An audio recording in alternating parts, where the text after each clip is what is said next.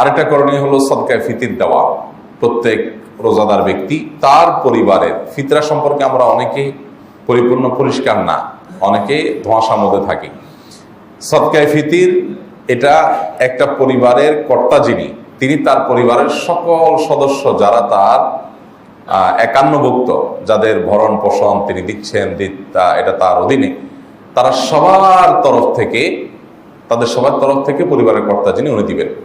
আপনি আপনার স্ত্রী, আপনার সন্তান সন্ততি, এমনকি দুধের বাচ্চা, সবার হেড কাউন্ট করে সবার তরফ থেকে আপনি ফিতরা আদায় করবেন। ফিতরাটা কি? ফিতরাটা হলো নবী করিম সাল্লাল্লাহু আলাইহি ওয়াসাল্লাম বলেছেন, এটা তুহরাতান লিস-সাইমি আনিল লাগবি ওয়ার রাফাস ওয়া তু'মাতান লিল মাসাকিন। এটা হলো রোজাদার ব্যক্তির রোজা রাখতে গিয়ে যে আমাদের ভুল ত্রুটি হয়, আমাদের যে ত্রুটি বিচ্যুতি হয়, আমাদের যে আপনার অহেতুক কথা বলা হয়, এসব কাজগুলো থেকে রোজাকে রিফাইন করা, এসব কাজগুলো থেকে রোজাকে পরিচ্ছন্ন করা, এই কাজটা সদকায়ে ফিতির করে। সেজন্য সদকায়ে ফিতির দেওয়া। আর আরেকটা সদকায়ে ফিতিরের উদ্দেশ্য হলো তু'মাতাল লিল মাসাকিন, মিসকিনদের খাদ্য দান কর্মসূচি।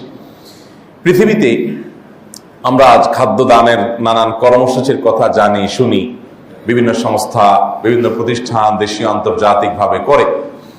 কিন্তু ইসলাম যে খাদ্যদান কর্মসূচির নির্দেশ দিয়েছে, সেই খাদ্যদান কর্মসূচি পৃথিবীর সবচাইতে ব্যাপক।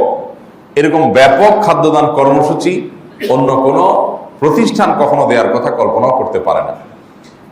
একটা দিন, ঈদের দিন অন্তত, পৃথিবীর সকল অভাবী, সকল গরিব মানুষের বাসায় ভালো খাবারের ব্যবস্থা থাকবে, এটা নিশ্চিত করতে চায় ইসলাম। যে ঈদের দিনটা অন্তত মন ভরে হাসি মুখে মানুষ যার যার যে প্রিন্সিপাল ফুড আছে, সে ফুড, প্রধান খাদ্য যেগুলো আছে, সেগুলো তাদের বাসায় থাকবে এবং তারা এই একটা দিন অন্তত না খেয়ে থাকবে না, খাবারের কষ্ট করবে না, মন ভরে একটু খাবে। এই ব্যবস্থা যেন হয়, সেজন্য এই ফিতরার নির্দেশ আমাদেরকে দেওয়া হয়েছে। এটা ওয়াজিব, এটা আবশ্যক। এই ফিতরা আদায় করাটা জরুরি, এটা কোনো নফল কাজ না, না করলে গুনাহ হবে। অতএব এই ফিতরাটা আমরা সঠিকভাবে সবাই আদায় করবো ইনশাআল্লাহ তাআলা। ফিতরা আদায়ের সাথে যাকাতের সম্পর্ক আছে কিনা, এটা নিয়ে ইমামদের মধ্যে মত পার্থক্য আছে, কিন্তু আমরা সবাই চেষ্টা করব যার যার জায়গা থেকে দেওয়া। যদিও আপনার ফিতরা আদায়ের ব্যাপারে হানাফি মাযহাবের ফতোয়া হলো যে এটা শুধুমাত্র যাদের উপরে যাকাত আবশ্যক হয় তাদের জন্য, ওই পরিমাণ সম্পদ থাকলে তাদের উপরে বর্তায়, বাকিরাও দিতে পারেন রোজাদার হিসাবে রোজাকে রিফাইন্ড করার জন্য। অন্যান্য ইমামদের মতে অবশ্য ধনী হোক গরিব হোক সবার তরফ থেকে দিতে হবে। তো যাই হোক, এই ফিতরা আমরা আদায় করার চেষ্টা করব কখন? এটা হবে চাঁদ উঠার পর, ঈদের চাঁদ দেখা যাওয়ার পর থেকে নিয়ে আপনার ঈদের নামাজের আগ পর্যন্ত, এই সময়টাতে। আমরা ছোটবেলায় দেখেছি আমাদের মা চাচিরা ফিতরার টাকা রেখে দিতেন, রেখে দিয়ে 2 টাকা 2 টাকা করে দিতেন, এবং 2 টাকা 2 টাকা করে, তখন টাটকা নোট, 2 টাকার নোট থাকতো, 1 টাকার নোট থাকতো, 1 টাকা 2 টাকা করে দিতেন, এবং এটা রেখে দিতেন যে গরিব আরো আসবে, ঈদের দিন দুপুরে কিছু আসবে, বিকালে কিছু আসবে, তাদেরকেও দিতে হবে, এই জন্য সব দিতেন না। তো এইভাবে দিলে ফিতরা আদায় হবে না, এটা ওনারা জানতেন না, ভুল পদ্ধতিতে ফিতরা দিতেন। নবী করিম সাল্লাল্লাহু আলাইহি ওয়াসাল্লাম বলেছেন, ফামান আদ্দাহা ক্বাবলা সালাতি ফাহিয়া সাদাকা মাকবুলা। যে ব্যক্তি ঈদের নামাজের আগে ফিতরা আদায় করবে, সেটা ফিতরা হিসাবে গ্রহণযোগ্য হবে আল্লাহর কাছে। ওমান আদ্দাহা বা'দা সালাতি ফাহিয়া সাদাকাতুম মিনাস সাদাকাত। আর যে ব্যক্তি ঈদের নামাজের পরে ফিতরা দিবে, সেটা জেনারেল ডোনেশন হয়ে যাবে, এটা ফিতরা হবে না, আপনার ফিতরার ভূমিকা ওইটা রাখবে না। অতএব ঈদের নামাজের আগে দিতে হবে। দেখুন ইসলামের সৌন্দর্য, ঈদের নামাজের আগে কেন, পরে হলে সমস্যা কি? এমন ইসলাম চায় আপনি আমি, আমাদের যে আনন্দ আছে, আমাদের যে ভোগ আছে, আমাদের যে উৎসব আছে, আমাদের যে উল্লাস আছে, আমাদের যে ফুর্তি, এটা করবার আগে আমি অন্তত এক বা একাধিক পরিবারের হাসি এবং আনন্দের ব্যবস্থা করে তারপর আমি হাসবো। এ হলো ইসলামের নির্দেশনা। আমি একটা গরিবের বাসায় খাবার পৌঁছাই দেব, সেই খাবার, সেই খাদ্য তাদের আনন্দের কারণ হবে, দেন আমি ঈদগাহে যাব। কারণ ঈদের পূর্ণতা, ঈদের আনন্দ, এটা 16 কলায় পরিপূর্ণতা পায় কখন? ঈদগাহে যাওয়ার পর। ঈদগাহে যাওয়ার পর ঈদের নামাজ পড়লে এটা হলো ঈদের আনন্দ পূর্ণ মাত্রায় পাওয়া। এই ঈদের আনন্দ পরিপূর্ণ মাত্রায় আপনি করবেন, তার আগে অভাবী পরিবারের মুখে হাসি ফোটাবেন। অর্থাৎ আপনি ভোগ করেন, এই দিনটা আপনাকে ভোগ করার জন্য আল্লাহ তাআলা দিয়েছেন, এটা ইয়াউম আকলিন ওয়া শুরব, এটা খাওয়া এবং পান করার দিন, আনন্দ করার দিন। আপনি খান, হালাল খাবার খান, হালাল পানীয় পান করেন, এটার জন্য এই দিনটা আল্লাহ তাআলা আপনাকে দিয়েছেন। বাট আপনার আনন্দের আগে, আপনার ভোগের আগে ইসলাম আপনাকে ত্যাগের শিক্ষা দিয়েছে। ঠিক একই কথা ঈদুল আজহাতেও। ঈদুল আজহাতে আল্লাহ তাআলা সে সম্পর্কে বলেছেন ফাকুলু মিনহা ওয়া তা'মুল কানিআ ওয়াল মুতাররা, অন্য আয়াতে আসছে ওয়া তা'মুল কাইসাল বাইসাল ফকির। তোমরা কুরবানির পশুর গোশত নিজেরা খাও এবং গরিব অভাবীদেরকে দাও। রমজানের শেষ দশকের সর্বশেষ আমল ফিতরা। এই ফিতরা দেওয়ার আমলটা আমাদের সবাইকে করতে হবে, যাতে গরিবের বাসায় একটা দিনের খাবারের ব্যবস্থা থাকে। ফিতরা আমরা খাবার দিয়েই দিতে হবে নাকি টাকা দিলে আদায় হবে, এটা নিয়ে মতপার্থক্য প্রতি বছর আসলে আমরা শুনি। নবী করিম সাল্লাল্লাহু আলাইহি ওয়াসাল্লাম এটাকে খাদ্য দান কর্মসূচি বলেছেন, এটাকে খাদ্য বিতরণ কর্মসূচি বলেছেন, তু'মাতাল লিল মাসাকিন বলেছেন। এটা খাদ্য বিতরণ কর্মসূচি। সেই হিসাবে আপনি যদি সরাসরি খাদ্য দেন আর তাতে যদি গরিবের উপকার হয় তো আলহামদুলিল্লাহ, সেটা সরাসরি হাদিসের উপর আমল হলো।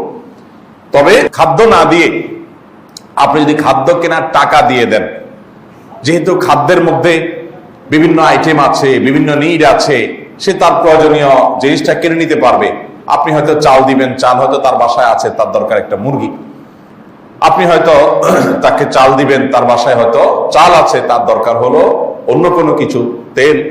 তাহলে সেক্ষেত্রে টাকা দিলে তার প্রয়োজনীয় খাদ্যটা যেন সে কিনে নিতে পারে, খাদ্যের মূল্যটা দিয়ে দিলে তিনি যেন কিনতে পারে প্রয়োজনীয় খাদ্যটা, এটাতেও ফিতরা আদায় হবে। এবং এটা অনেক ইমামদের মত, যদিও অনেক ইমামরা এর সাথে রেফার করেছেন। কিন্তু এগুলো নিয়ে আমাদের খুব বেশি কেওয়াজ বাঁধানোর কিচ্ছু নেই। আপনি খাদ্য কিনে দেন। আমি সাধারণত যেটা করি প্রতি বছর, জাস্ট অভিজ্ঞতা শেয়ার করা, আমরা চাইলে আমল করতে পারি যে কোন একটা গরিব পরিবারকে বেছে নিয়ে সেই পরিবারে যা যা মূল খাদ্য আছে, হয়তো ধরুন 10 কেজি চাউল, 2টা মুরগি, কিছু সেমাই, কিছু চিনি, যা যা ঈদের দিন একটা পরিবারে লাগে, 1-2 কেজি আতপ চাল, সবকিছু কিনে একটা পরিবারকে সম্পূর্ণ কমপ্লিট একটা প্যাকেজ দেওয়া। ইসলাম আপনাকে এটা বাধ্য করে না, এটা নিজে থেকে আপনি আরো বাড়িয়ে দিলেন, যাতে করে একটা পরিবার ঈদের দিন খুব আনন্দ করে খেতে পারে। এই সুযোগ আছে। এখন আমরা ফিতরা টাকা দিয়ে দিলে যা আদায় হবে কিনা, নাকি খাদ্যই দিতে হবে, এটা নিয়ে আমরা বিশেষ করে যেইভাবে কড়াকড়ি করি এবং যেভাবে বাড়াবাড়ি করি, এটা কোন কোন ক্ষেত্রে সীমালঙ্ঘনের পর্যায়ে চলে যায়। এটা আমাদের করা উচিত না। যেখানে ইমামদের, ফকিহদের, মুস্তাহিদগণের একাধিক গবেষণা আছে, একাধিক মত আছে, এবং বিশেষ করে দানের ক্ষেত্রে একটা গুরুত্বপূর্ণ মূলনীতি হলো গরিবের জন্য কোনটা বেশি উপযোগী সেটা মাথায় রাখা। আমি সৌদি আরবে দেখেছি, সেখানে সাধারণত সবাই খাদ্য দিয়েই দেয়, নগদ টাকা দিয়ে দেওয়ার কালচার নাই। কারণ সেখানকার উলামা ইকরামের ফতোয়া হলো নগদ টাকা দিয়ে আদায় করলে ফিতরা আদায় হবে না। তো যার কারণে তারা খাদ্য দিয়েই দেয় সবাই। এই খাদ্য দিয়ে দেওয়ার ফলে যেটা হয়, চাউলের বস্তা থাকে 3 কেজির, বিভিন্ন প্যাকেজ থাকে, একটা ফ্যামিলির কয়জন মেম্বার সেই অনুযায়ী প্যাকেজ করা থাকে। সকল সুপার শপে রমজানের শেষের দিকে, শেষ 10 দিন এসে এই ফিতরার চাউল ভরে যায় সব দোকানগুলোতে, মানুষ কিনে কিনে সেগুলো দেয়।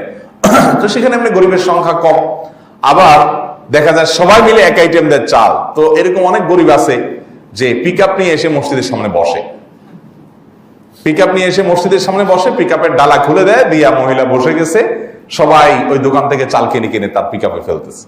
তো পিক আপটা ফুল হয়ে গেল, সে বাসা যায় নামায় আনতেছে, আইনে আবার পিক আপ নিয়ে বসছে। তো পরে দেখা গেছে এত চাল কি করবে সে। তো ওখানে প্রবাসী বাঙালি, ইন্ডিয়ান যারা থাকে, তারা দেখা যায় ওই দানকারী হয়তো 20 রিয়াল দিয়ে চালটা কিনে দিল, ওই মহিলা সেটা 5-7 রিয়াল 8 রিয়াল যা পাইলো বিক্রি করে দিল। তাহলে এটা দেখি গরিবের লাভ হলো না ক্ষতি হলো? গরিবের তো লাভ হলো না। তো এইরকম পরিস্থিতি কিন্তু, এটা কিন্তু বাস্তবতা। যখন সবাই মিলে একটা আইটেম দিবে তখন কি হবে? গরিবের প্রয়োজন পূরণ হবে না, গরিব অর্ধেক দামে পাবে।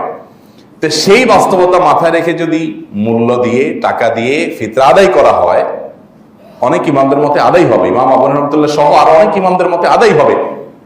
এবং তাবিঈদের মধ্যে সম্ভবত হাসান বসরি রাহমাহুল্লাহ, গতকাল রাতে আমি দেখেছি, উনি সহ আর অনেক বড় বড় তাবিঈদের মত যে গরিবের জন্য যেটা বেশি উপযোগী সেটা দিলে আদায় হবে। এখানে উদ্দেশ্য হলো গরিবকে উপকৃত করা, যদিও মূল উদ্দেশ্য খাদ্য দান কর্মসূচি।